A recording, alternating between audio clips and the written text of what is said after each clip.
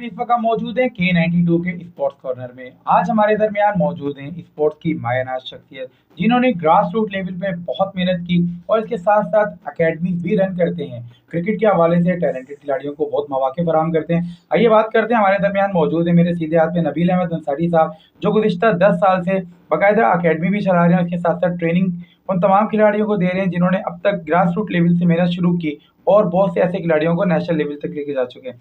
मेरे left hand side पर मौजूद हैं मुदस्सिर इकबाल साहब, जो कि इस वक्त स्कूल लेवल पर ग्रास रूट लेवल से मेहनत करते हुए आ रहे हैं और इनकी एक अकेडमी भी है क्रिकेट के हवाले से, जो पाक कॉलोनी के अंदर ये रन करते हैं। अस्सलाम वालेकुम। वालेकुम अस्सलाम। नबील, मुदस्सिर, बहुत शुक्रिया आपका कि आप दोनों आए, अपना कीमती वक्त दिया। ये बताएं कि किस तरह से आपकी शुरुआत हुई, किस तरह से आपने स्पोर्ट्स के अंदर अपना आगाज़ किया, किसको देख के?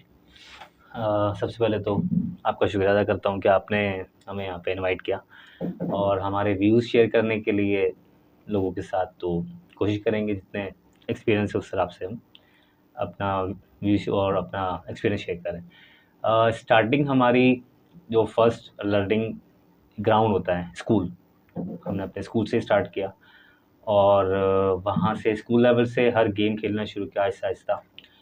इतनी फैसिलिटीज़ नहीं थी लेकिन फिर भी शुरू किया खेलना और आहिस्ता आहिस्ता एक से स्टेप बाय स्टेप लेवल हम बढ़ते गए, खेलते गए और माशाल्लाह अब नेशनल लेवल तक खेल के अब बच्चों को ट्रेन कर रहे हैं। तो इस तरह यकीनन है। जिस तरह से आपने बताया कि ग्रास रूट लेवल से आपने मेहनत शुरू की, स्कूल लेवल से करते-करते नेशनल लेवल तक आए। जी, मुदस्सिर इकबाल, क्या कहना चाहेंगे कि किस तरह से आपने स्पोर्ट्स के अंदर इन हुए? बेसिक गेम क्या है? एक्चुअली मेरे फादर हैं, वो एज अ फुटबॉलर अपनी जवानी तक खेलते रहे, तो आई थिंक मैं एग्जॉर्व करता हूँ कि मेरी उनकी ये हैबिट मेरे अंदर है। तो मुझे बचपन से स्पोर्ट्स का शौक़ रहा है। छोटे बचपन से ही मैं क्रिकेट का बहुत ज़्यादा शौक़ था। उसके बाद जब मैंने मैट्रिक कंप्लीट किया तो मैंने सोचा कि मार्शल आर्ट्स सीखा जाए, तो ताइक्वांडो मैंने 3 से 4 साल खेला, नेशनल लेवल तक खेला। उसके बाद मास रेसलिंग, आर्म रेसलिंग और अपना बहुत सारे स्पोर्ट्स में पार्टिसिपेट किया, सीखा, लर्न किया और अब as a teacher, as a coach schools में जाके बच्चों को ट्रेनिंग कराना, उनको सिखाना, उनको अच्छे से प्रिपरेशन करा के नेशनल लेवल तक उनको ले जाना। यकीनन नेशनल लेवल तक ही लेके जाना कोई आसान काम नहीं है। स्टेप बाय स्टेप आप खिलाड़ियों को तैयारी कराते हैं। नबील, ये बताइएगा कि किस तरह से एक अकेडमी का ख्याल ज़हन में आया? ग्रास रूट लेवल से माशाल्लाह खिलाड़ियों को लेके चल रहे हैं और क्रिकेट के इवेंट में भी आपकी काफ़ी सक्सेसफुल टीम नज़र आती है जब भी कभी इवेंट में जाती है। तो क्या लगता है आपको, इसके पीछे क्या स्ट्रेटजी लेके चलते हुए आ रहे हैं? स्ट्रेटजी जो हमारे कोच, हमारे टीचर ने हमें एक वे दिया था, रास्ता, उसी को लेके चलते हैं कि हमारा एक क्लब है, स्टूडेंट टैलेंट क्लब, ठीक है। फ्री ऑफ कॉस्ट में हम जितने नियर बाय स्कूल्स होते हैं, प्राइवेट, गवर्नमेंट, जो बच्चे अफोर्ड नहीं कर सकते हाई फीसेस कोचेस की, आपको पता है कि क्रिकेट में आप कितना एक्सपेंसिव गेम है। आप एकेडमी जाते हैं तो कितना वो लगता है, फीस लगती है, लेकिन हम फ्री ऑफ कॉस्ट वहाँ पे करवाते हैं ट्रेनिंग हर गेम की। क्रिकेट हो गया, फुटबॉल और जितने भी गेम्स होते हैं नेशनल लेवल और इंटरनेशनल लेवल पे, उसकी बेसिक्स हम बच्चों को करवाते हैं। यकीनन जिस तरह से आप बेसिक करवाते हैं, आपसे भी मालूमात करते हैं कि क्या ऐसा लगता है कि जब आप मेहनत कर रहे होते हैं ग्रास रूट लेवल पर और फिर जब वो खिलाड़ी आगे की तरफ बढ़ते हैं, क्या एक माइंड में आता है कि यार इसके ऊपर इतनी मेहनत की है और इसको किस लेवल तक लेके जाना है आपने? एक्चुअली हम भी उसी लेवल से निकले हैं, ग्रास रूट लेवल से। तो हमारी यही कोशिश होती है कि ग्रास रूट लेवल पे जाए। जिन बच्चों को ये फैसिलिटीज़ अवेलेबल नहीं है, उनको ये फैसिलिटीज़ दी जाए, उनके ऊपर मेहनत की जाए, क्योंकि टैलेंट कराची में, पूरे पाकिस्तान में ग्रास रूट लेवल पर बहुत है, बट उनको मौके नहीं मिलते वो कुछ करके दिखाने का। तो हम उन बच्चों को प्रिपेयर करते हैं, उन बच्चों पे मेहनत करते हैं और मेहनत करते हैं जब आप, तो इंशाल्लाह अल्लाह ताला आपको उसका फल ज़रूर देता है। यकीनन जिस तरह से मेहनत करते हैं और परफॉर्मेंस आप लोगों की नज़र आती है। गुज़िश्ता दिनों चैंपियनशिप हुई, थ्रो बॉल में भी आपके खिलाड़ियों ने बहुत अच्छा परफॉर्म किया। यकीनन हम वापसी आएंगे, क्रिकेट के हवाले से बात करेंगे वर्ल्ड कप, लेकिन मैं जानना चाहूँगा कि जिस तरह से मेहनत आप लोग कर रहे हैं और जिस जज्बे से लेके चल रहे हैं उन तमाम, आप पाक कॉलोनी के अलावा आपने और भी बहुत सारे ऐसे जो इलाके हैं कराची के, बहुत सारे ऐसे डिस्ट्रिक्ट पे भी आपने काम किया है। क्या मतलब आपको लगता है कि यार जब कोई खिलाड़ी आपके पास ट्रेन हो जाता है, जब आप उसको नेशनल लेवल पे लेके जाते हैं, जो इतनी दुश्वारियां बीच में आती हैं उसको किस तरह से हैंडल करते हैं? हैंडल तो बस सिचुएशन के हिसाब से करनी पड़ती है। मसला ये आता है कि सबसे पहले तो फाइनेंशियल इशू कि क्या किस तरीके से उन्होंने आगे बढ़ना है और किस तरीके से फाइनेंशियली अपने क्राइसिस को फेस करना है। तो ये एक फाइनेंशियली सबसे बड़ा एक वो है प्रॉब्लम। एलिमेंट समझने के बहुत प्रॉब्लम का है, जी। हर्डल का है कि उसको क्रॉस करना। हम हेल्प करते हैं बच्चों को जितना कर सकते हैं। ठीक है, जिस तरह से प्रॉब्लम्स तो आती हैं लेकिन सॉल्यूशन निकालते हैं, पूरी टीम आपकी माशाल्लाह मेहनत कर रही होती है। ये बताइएगा कि गुज़िश्ता दिनों टग ऑफ वॉर की भी चैंपियनशिप हुई, उसके अंदर भी आपके खिलाड़ियों ने परफ़ॉर्म किया और विन भी किया। क्या मतलब हर चैंपियनशिप में जाते हैं, विन करके आ जाते हैं, क्या पीछे स्ट्रैटेजी लेके चलते हैं आप लोग? मज़े की बात ये है कि 2018 में ना मैं एज अ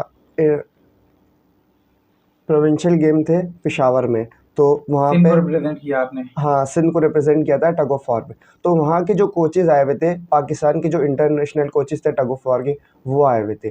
तो उन्होंने हमें बेसिक्स, जो पाकिस्तान की नेशनल टीम है टग ऑफ वॉर की, उन्होंने बहुत बेसिक्स टग ऑफ वॉर के बताया। तो उससे मुझे बहुत हेल्प मिली है एज अ कोच और बच्चों को ट्रेनिंग कराने में। तो मैं अपने आप को बहुत लकी समझता हूँ कि एज अ इंटरनेशनल कोच मैं वहाँ पे था। मुझे बहुत सारी टेक्निक्स उन्होंने बताई, बहुत सारी चीज़ें उन्होंने बताई। यकीनन इंटरनेशनल की बात की जाए तो दोनों की तैयारी भी है और 2024 के आखिर में जिस तरह से आप मेहनत कर रहे हैं उसमें पार्टिसिपेट भी करेंगे। मुझे ये बताइएगा कि क्रिकेट के हवाले से बात की जाए, क्या एक सिलसिला आपका चलता हुआ आ रहा है? किन किन खिलाड़ियों को कौन से लेवल पे लेके जाते हैं, किस तरह से मेहनत करते हैं, कुछ बताना चाहेंगे प्लीज़? पहले तो क्लब लेवल्स पे मैचेस करवाते हैं ताकि वो पॉलिश हो सकें, उनको एक अवेयरनेस आए कि किस तरह गेम ग्राउंड में किस तरह खेले जाते हैं। गली में तो सब बच्चे खेलते हैं, लेकिन ग्राउंड में खेलने के लिए उनको ग्राउंड तक लेके जाना पड़ता है। तो उनको मैचेस करवाते हैं आपस में, इंटर स्कूल लेवल पे करवाते हैं, क्लब लेवल पे करवाते हैं, फिर एकेडमीज लेवल पे आके उनको करवाते हैं गेम्स। वो स्टेप बाय स्टेप इसको लेके चलते हैं ताकि यकीनन उनको जब स्टेप बाय स्टेप आप लेके चलते हैं तो आप फाइनेंशियल, जिस तरह भी आपसे बात हुई, तो इसको किस तरह से हैंडल करते हैं? फाइनेंशियल सपोर्ट तो कहीं से नहीं नज़र आती है। स्पॉन्सर्स कोशिश करते हैं कोई स्पॉन्सर्स हमें मिल जाए, और हम मोस्टली तो खुद से ही अपनी जेब से ही करते हैं कि बच्चों पे खर्च किया जाए, और कुछ उनसे भी करते हैं कि उनके ऊपर भी बर्डन ना आए और उनके फैमिली भी कुछ जो कर सकती हैं हेल्प आउट वो करें, क्योंकि लगना बच्चे पर ही है। हमारी तरफ से भी होता है, और इस तरह कंक्लूड करके हम बच्चे के ऊपर इसको यूटिलाइज़ करते हैं इस चीज़ को। अच्छा, बात करना चाहूँगा कि जिस तरह से आपने क्लब लेवल की भी बात की खिलाड़ियों को, कोई ऐसा लम्हा जब आपने बोला हो कि यार बस छोड़ो, इसको नहीं करना? डिसअपॉइंटमेंट होती है सम टाइम जब आप बच्चों के ऊपर वर्क करते हैं, मेहनत करते हैं और मीन्स कुछ ख़ास अचीव नहीं हो पाता है। तो आपको वहाँ सोचने का मौका मिलता है कि आपने तो अपनी तरफ से मेहनत की, बट क्या मिस्टेक थी जो बच्चे इस तरह यूटिलाइज़ नहीं कर पाए, जो उनको मेहनत कराई, उनको वो उस तरह से वो खेल नहीं सके। तो बस यही रहती है कि नेक्स्ट टाइम उनको और ज़्यादा मेहनत करा के बच्चों को बहुत ज़्यादा टाइम दे के, उनको बेसिक्स बता के, उनको अच्छी से अच्छी टेक्निक्स बता के, उनको नेक्स्ट इवेंट में जो भी होता है वहाँ लेके जाते हैं और इंशाल्लाह जिस तरह से सक्सेसफुल मिलती मुदस्सिर है। ने बात की कि लेवल पे लेके जाना चाहते हैं, आप खुद भी खिलाड़ी रहे, अभी भी बहुत सारे इवेंट्स में पार्टिसिपेट करते हैं। जब कोचिंग कर रहे होते हैं और इस तरह की डिफ़िकल्टीज़ फेस करने को मिलती है, ये बताएँ कि ज़िंदगी में कभी ऐसा वक़्त आया कि बस छोड़ बोले छोड़ो सब कुछ, चलो घर बैठते हैं?